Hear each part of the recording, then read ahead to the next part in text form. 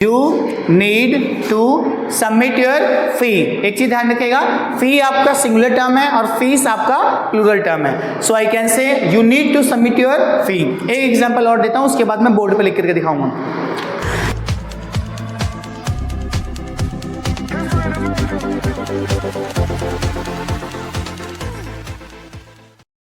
Perfect class. तो आज के क्लास में हम सीखने वाले हैं नीड इन इंग्लिश। हाँ जी, लास्ट टाइम हमने नीड का यूज सीखा था, वो हमारा नीड का फर्स्ट यूज था, जहां पे आपने नीड के साथ नाउन टर्म को यूज करा था और आपके एग्जाम्पल कुछ ऐसे थे।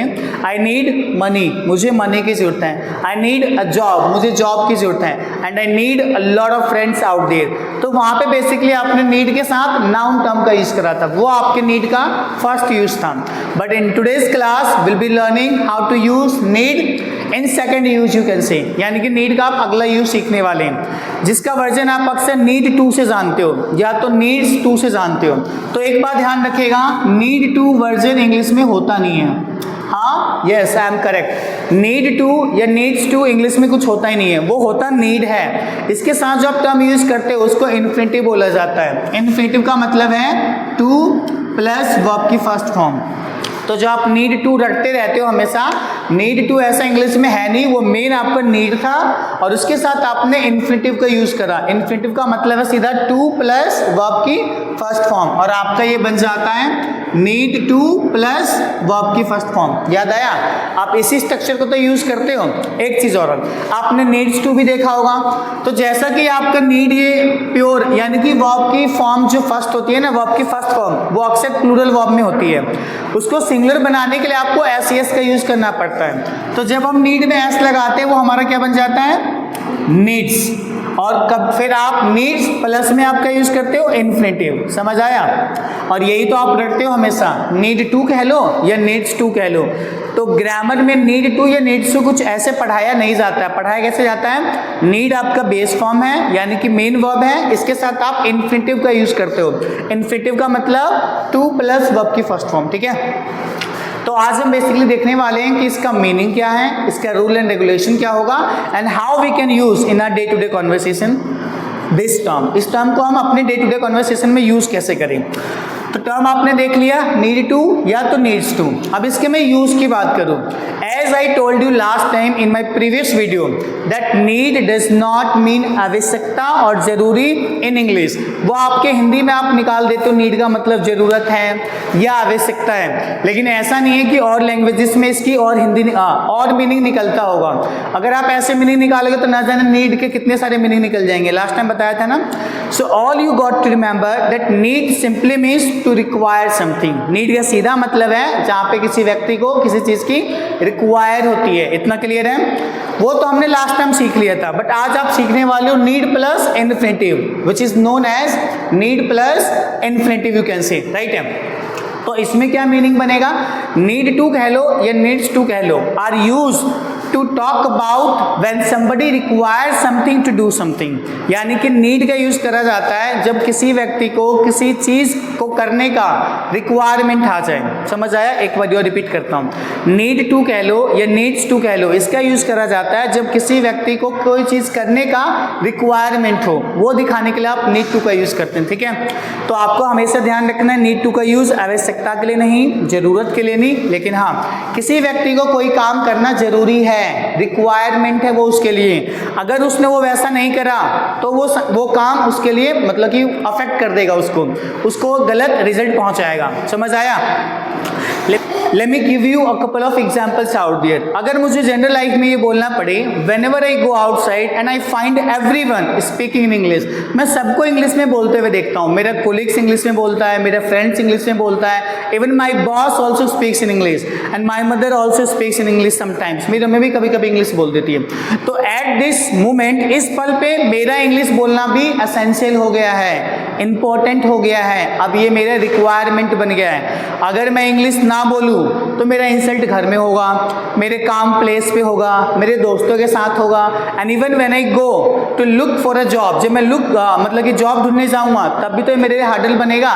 तो ये सारे प्रॉब्लम का जो सॉल्यूशन है वो मेरा क्या है, इंग्लिश बोलना है। ये मेरे लिए अब रिक्वायरमेंट है। मैं हिंदी में बिल्कुल नहीं सोचूंगा कि मेरे हिंदी में आवश्यकता आ रहा है या जरूरत आ रहा है। What I will think that I need require something to do something.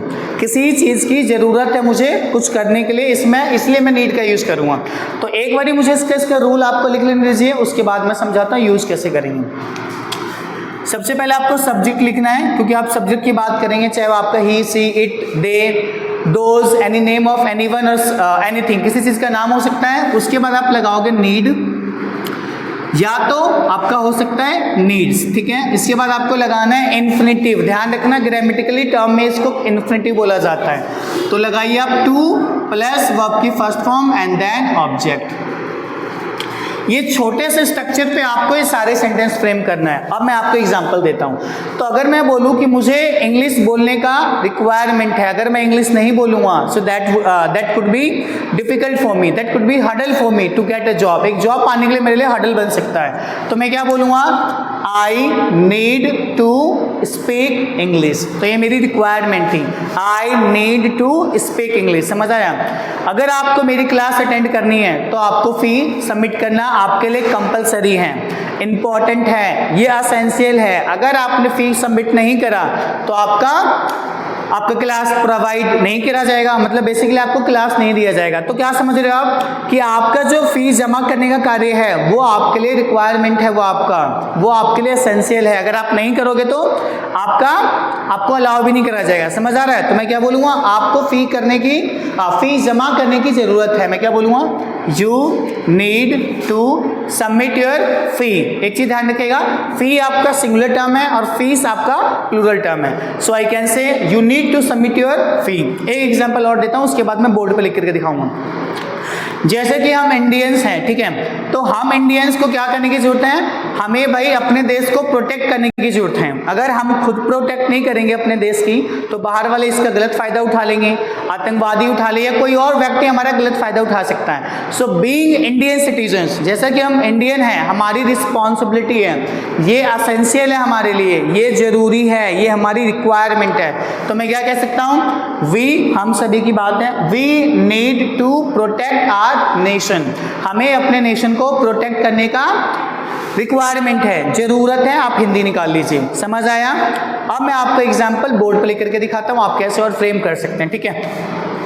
मान लो अगर मुझे बोलना पड़े कि मेरे भाई को पैसे कमाने की जरूरत है, बिकॉज मेरा भाई कुछ काम करता नहीं है, अब उसकी हो गई है शादी, तो उसकी वाइफ भी उसको बोलती है काम नहीं करते हो, पिताजी भी डांटते काम नहीं करते हो, इवन मैं भी डांट देता हूँ। तो हर जगह से उसको मतलब कि सुनने को मिल रहा है। तो अब उसके लिए काम करना एसेंशियल हो गया है, जरूरी हो गया है, वो उसका रिक्वायरमेंट हो गया। तो मैं क्या बोलूँगा, मेरे भाई की बात है तो मैं क्या बोलूँगा, माई ब्रदर। चूंकि मेरा भाई सिंगुलर है तो मैं नीड का यूज करूं या नीड्स का यूज करूं, needs. So my brother needs, और उसके बाद आप इन्फिनिटिव का यूज करिए जिसको आप टू प्लस वर्ब की फर्स्ट से जानते हैं। So my brother needs to, कमाने की इंग्लिश होती है earn. My brother needs to earn what, money.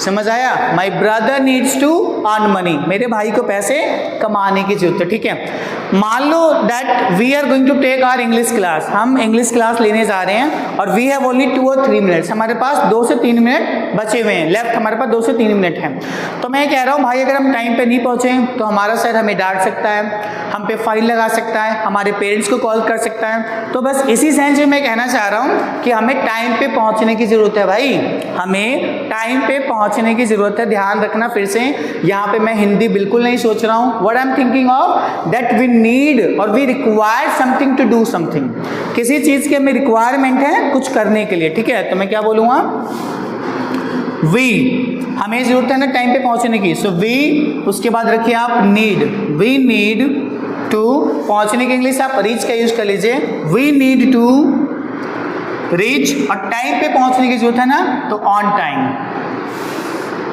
And our sentence is we need to reach on time, हमें टाइम पे पहुंचने की जरूरत है, ठीक है।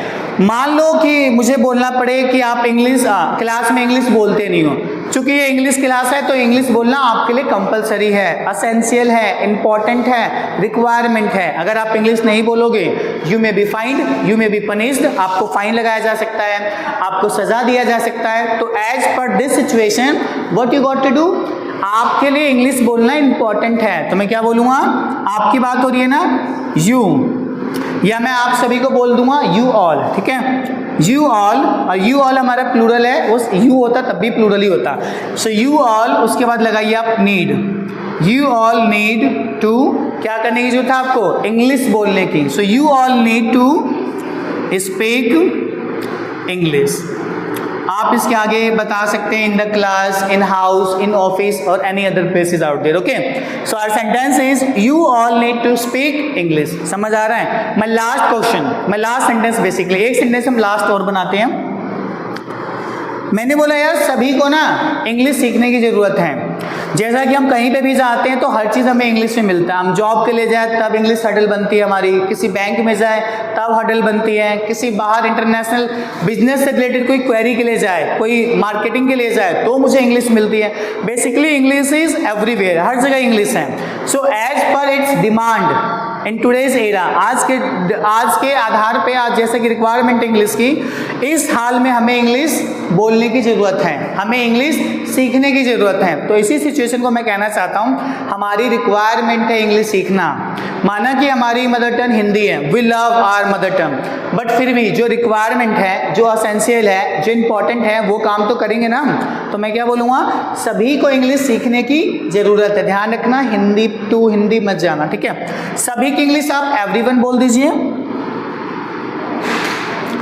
एवरीवन, चूंकि एवरीवन आपका सिंगुलर टर्म होता है। So you got to say everyone needs, आप इन्फिनेटिव का यूज करिए, needs to learn what, English. And our sentence is everybody और everyone needs to learn English. समझ आया? And the viewers, those who are watching us right now, I hope guys you must have enjoyed and learned something from this video.